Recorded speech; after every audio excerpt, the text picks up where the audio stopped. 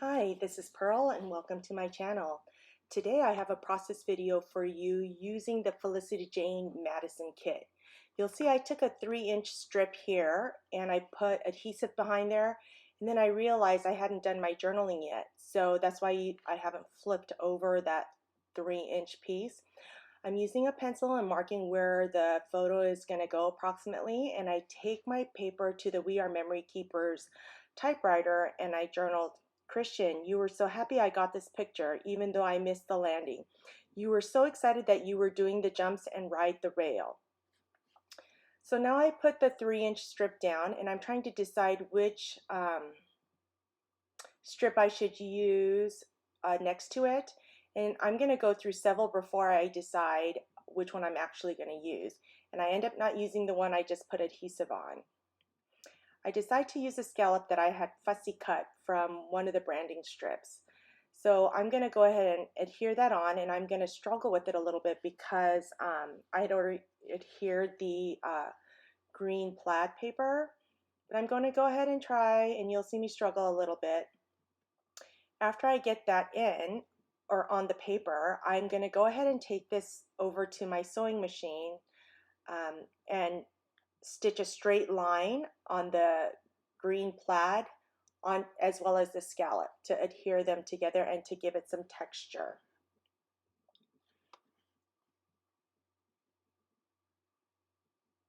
I'm really grateful for repositionable tape. I move things around a lot and things don't end up the way I think they're going to end up. So I'm showing you that I just stitched it. Now I'm taking my picture, and this is my son at Mammoth. He just started snowboarding this year and he wanted to ride the rail, so I got a picture of him, although I didn't get the landing. When I take a video of him, when I do the screenshot of the video, the picture doesn't come out very well, so I was actually trying to get an actual photo shot of him. So now I'm going to go ahead and start layering this photo. First, I put a border of the dark green, hunter green, around the photo. Then I'm going to take this white squiggly paper and adhere it just to the right side. And then I'm going to take this red and white paper, and I'm trying to decide whether I should do it on the left side or the bottom left or the bottom right. And I decided to do it on the bottom right because the color is heavy and I don't want it just on one side. I take this flower paper, and that's just a scrap that I had, and I adhere it to the left top. And then I use this brown piece of paper. That's from the kit, from, what do you call that? When you get the kit and it shows what kinds of paper they have on there. I just cut that up, and that's the wood grain from that. And I just have a little bit of it peeking through. So I decide that's enough layering for this piece. By now I've already used a bunch of pieces. And you'll see that I take where my son is, and the design I'm using is a side T, a T on its side. So where the photo and the 3-inch plaid meet is where I'm putting him. So he meets the T. That way it draws the eye to him in the photo. Now I'm using the alpha that came with the kit, and I wrote "Ride the Rail." That's the title of this layout. Then I'm using the Stampin' Up! Foam adhesives, and I'm putting them behind the layers just to give it some texture. I just put it willy-nilly all over the place.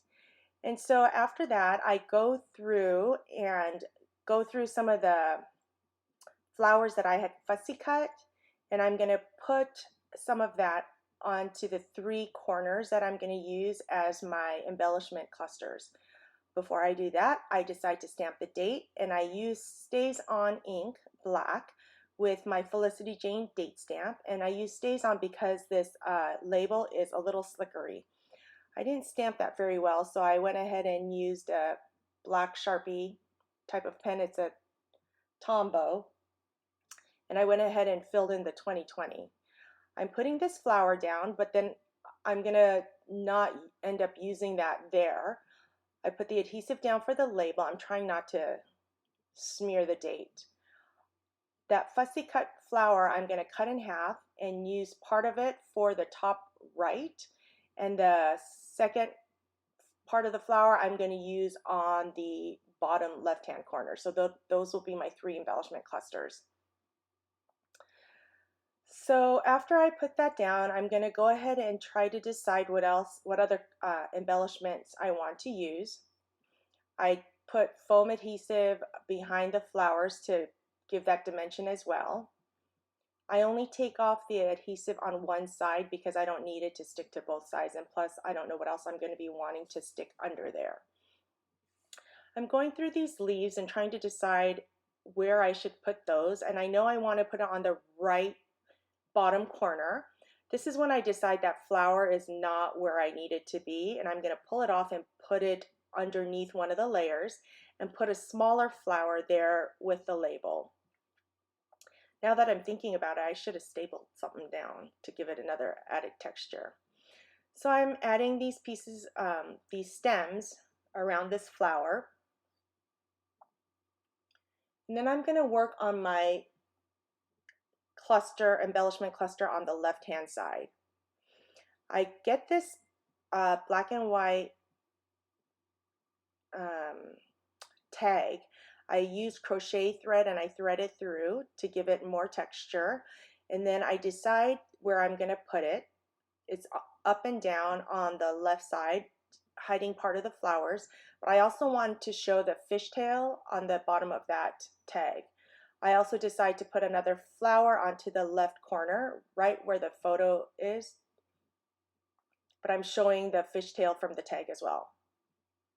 Just a hint of it.